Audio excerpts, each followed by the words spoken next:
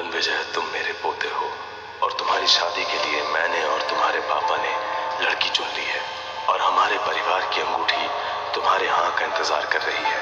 तुम्हें शादी करनी ही पड़ेगी।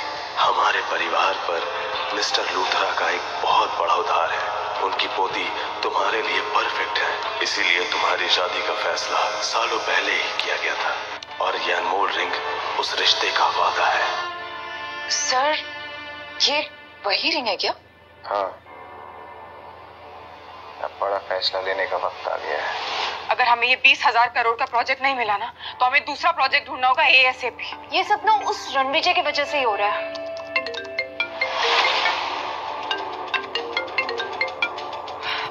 Hello mister Bedi. ये 20,000 करोड़ का प्रोजेक्ट आपको मिल गया है। व्हाट? हमें ये प्रोजेक्ट मिल... hello hello mister Bedi. Mister Bedi, क्या सच में? एग्जैक्टली ऑफिशियल कंफर्मेशन था ये जो... Can't believe this। इसलिए गेम तो अब शुरू होगा। मुझे तो लग रहा था रणविजय के ड्रामा के बाद ना अब हमें ये प्रोजेक्ट नहीं मिलेगा। मुझे अपने काम पर पूरा भरोसा था जानेटा, और इस कॉल ने साबित कर दिया कि मैं जो कर रही थी वो बिल्कुल सही कर रही थी। करेक्ट, वरना बेदी ग्रुप आपको ये प्रोजेक्ट नहीं देता। आप केपेबल हो मैम, और अब ये प्रोजेक्ट हमें वर्ल्ड के टॉप कंपनीज में लेके जाएगा। एग्जैक्टली। तुम कल से सारी टीम्स को इन्फॉर्म कर देना कि अब हमारी प्रायोरिटी सिर्फ और सिर्फ यही प्रोजेक्ट रहेगा। हर डिपार्टमेंट का फोकस, हर डिपार्टमेंट की प्रायोरिटी अब सिर्फ यही प्रोजेक्ट होगा। And we gonna be on the top। और मुझे ये पता है, जब आप टॉप पे जाओगे ना, तब रणविजय आपके पास आएगा, भीख मांगते हुए, गिड़गिड़ाते हुए। और अगर वो वापस आया भी तो मैं धक्के मारकर उसे बाहर निकाल दूंगी। मेरी कामयाबी से जलता है। अब वो अपनी आंखों से देखेगा कि मैं कितनी ऊंचाइयों पर पहुंचती। अच्छा हुआ कि मैंने उससे शादी कर दी। सच अ लूजर। पहले मैंने ईरा से शादी की और इस रिश्ते में सिर्फ मुझे बेइज्जती और धोखा मिला। अब ऐसा लग रहा है जैसे मुझे फिर से कोई किसी मुश्किल में डाल रहा है। सर, इस रिंग पर असली हक आपसे ज्यादा और किसी का नहीं है। पिछले 5 साल में ईरा के प्यार में मैंने अपनी असली आइडेंटिटी को छुपा के रखा। अब ना प्यार है ना रिश्ता। वक्त आ गया है मैं अपनी असली आइडेंटिटी को फिर से स्वीकार करूं। कांग्रेचुलेशन सर, ये आपकी ताजपोशी का एक खास पल है। ये बस एक रिंग है, तुम ओवर रिएक्ट कर रही हो। सर, ये रिंग आपके एम्पायर का प्रतीक है। आप राठौर एम्पायर में शांति और सक्सेस लेकर आए थे, और तब से यहाँ के लोग इस पल का कब से इंतजार कर रहे हैं कि आप ये रिंग कब पहनेंगे। मैं ये रिंग सही वक्त आने पे पहनूंगा।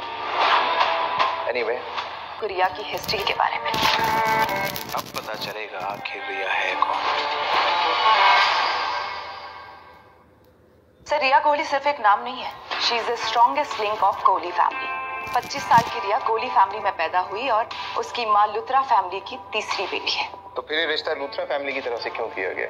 सर, क्योंकि लुथरा फैमिली एक जमाने में बिजनेस की सबसे पावरफुल फैमिली हुआ करती थी, लेकिन रिया के नाना मनदीप लुथरा के जाने के बाद सब खत्म हो गया और कोहली फैमिली ने रिया और उसकी माँ को घर से निकाल दिया, जैसे कि उस फैमिली पर कोई बोझ थे। और कोहली फैमिली फिर एक स्कैंडल में फंस गई और फिर सब बर्बाद हो गया। और सालों बाद रिया को कोहली फैमिली वापस लेकर आई, किन्हीं जज्बातों की वजह से नहीं सर, एक पुरानी दुश्मनी को खत्म करने के लिए। और रिया उनके एम्पायर को फिर से बड़ा बनाने की एक चाबी है।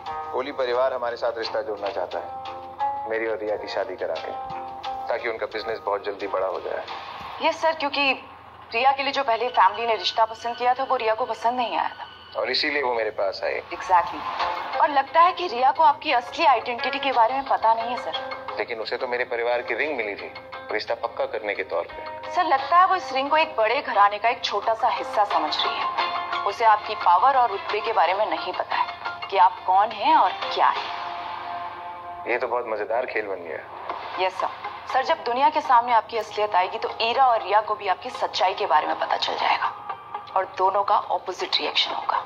ईरा शॉक हो जाएगी और रिया खुशी के मारे पागल हो जाएगी। मतलब एक हीरो और 2 हीरोइन। ये तो बिल्कुल फिल्मी सीन है।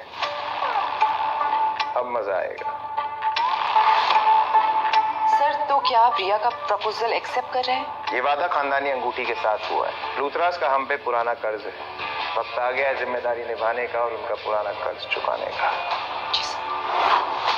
मैंने रणवीर जी को प्रपोजल दे दिया है और साथ में गिफ्ट भी। अब देखते हैं वो कैसे रिएक्ट करता है।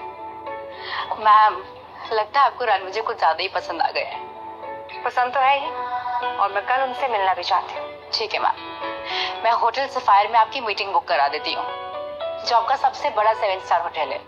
वैसे भी आप रणविजय से वहां मिलने के लिए ऑलरेडी बोल ही चुकी हैं। रणविजय, कुछ तो बात है तो।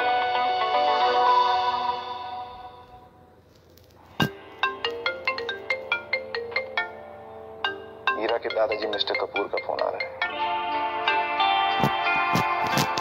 जी दादाजी।